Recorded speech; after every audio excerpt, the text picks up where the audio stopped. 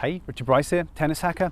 In this video, I'm working on trying to hit heavy balls down the line into my opponent's backhand. Now, I'm naturally a right-handed player, but I'm relearning to play left-handed, so this is a pattern that I'm trying to develop. I want to, instead of hitting the ball flat through the court, I want to be able to hit a heavy ball with lots of spin into my opponent's backhand if they're a right-hander, because when I used to play right-handed, this was such a difficult ball to deal with. When someone hits it through the court, you can often get to it, you can use their pace, you can redirect the ball, and you can put them in trouble. But if someone hits a heavy ball deep with spin, it can be very, very difficult to deal with. So that's a pattern that I'm trying to develop. And hopefully what I can do is kind of explain how I'm thinking about things in terms of developing the technique and give you some ideas of things that you can work on within your own game. So I'm going to start by breaking down what I'm thinking about on the backhand. I'm going to do the demonstrations right-handed, firstly because it's easy for me to think about and explain, but also because most of the people watching these videos are right-handed. So the first piece is the footwork. You can see that is very simple. I'm just basically stepping across, and then I'm going to be using a pivot step as I make contact.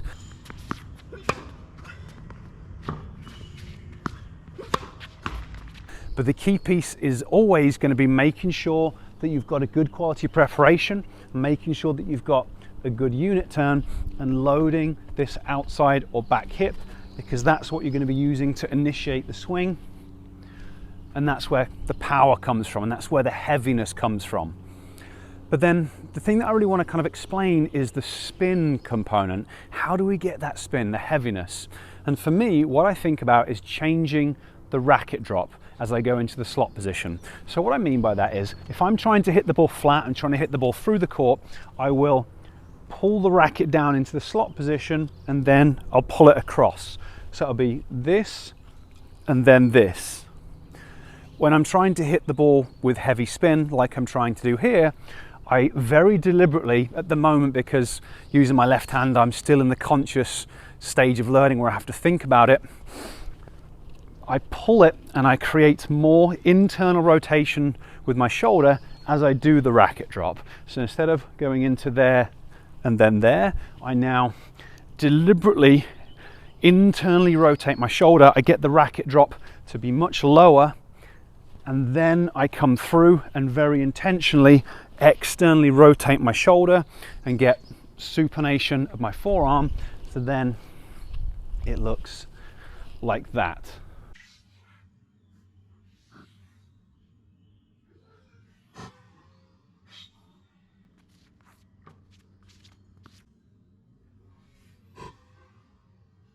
So that's what I'm focusing on as I set up for these shots.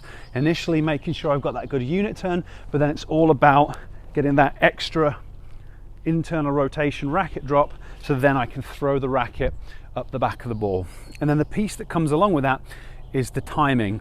I'm trying to get all the hard work done before I make contact with the ball. So I'm not trying to use muscular force as I come into contact with the ball. I want all of that done. So now my racket is just accelerating and I'm effectively throwing the racket, kind of just trying to be loose and trying to throw it up the back of the ball at contact.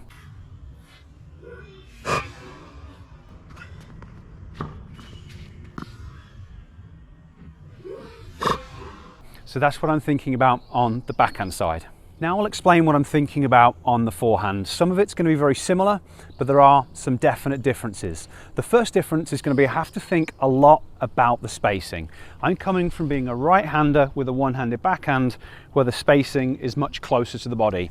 Now as a left-hander on the forehand, I have to be much further away from the ball.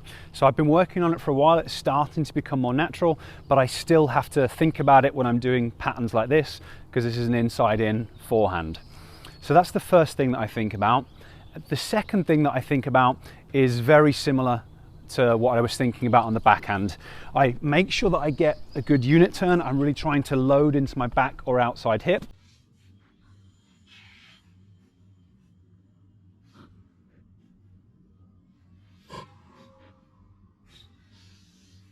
So if I'm a right-handed player, I'd be loading into my right hip because that's where the power comes from. That's what we're going to be driving through.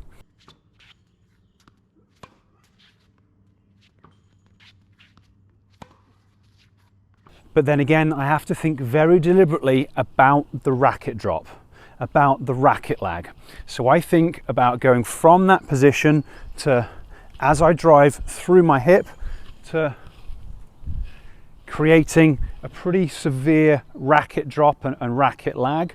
So again, it looks a little bit different. If you're trying to hit flatter through the ball, it's going to look a little bit different. Here, where I'm trying to get that heavy spin up the back of the ball, I intentionally drop my racket a little bit lower and force external rotation in my arm to get this position, so that then I can whip up the back of the ball.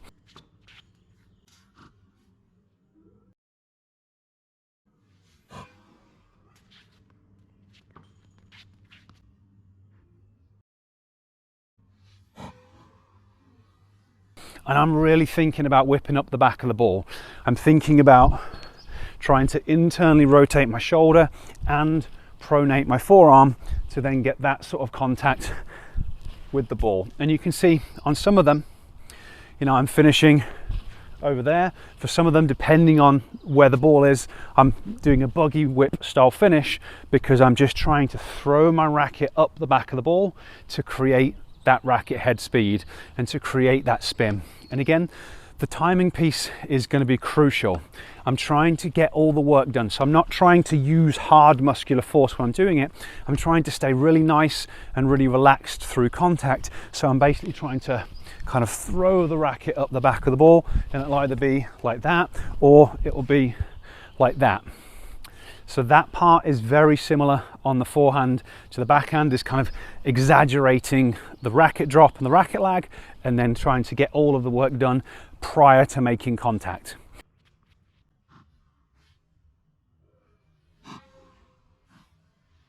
But the extra piece that we've got on the forehand are going to be the different footwork patterns. On the backhand, it was just the same footwork pattern each time. But on the forehand, you'll see that there are a few different options, and it depends on exactly where the ball was, because it's set to a random feed.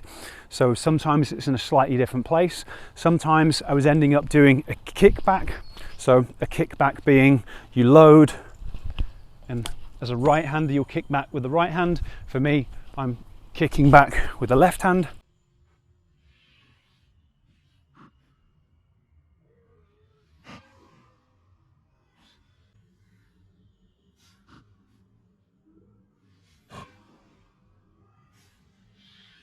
Sometimes it's kind of a two-legged pivot where I'm there and I'm spinning round like that.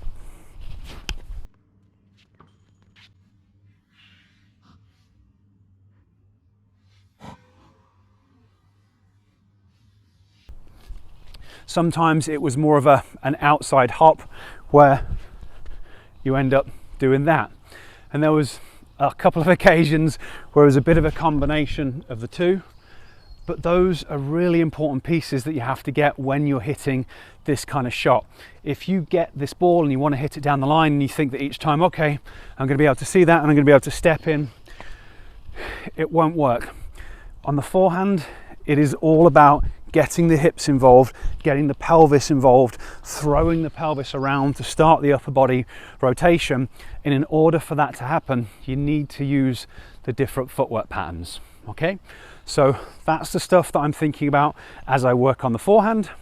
Hopefully that's useful to you. Now, if you would like to learn more about the footwork side of things, I've created a free program to help you with that. I'll place a link to the free program up there, and I'll place a link to the free program down in the description so you can start working on it. If you've got any questions about these techniques or what I've gone through today, I'd love you to leave me a comment down below. I normally try and answer as quickly as possible.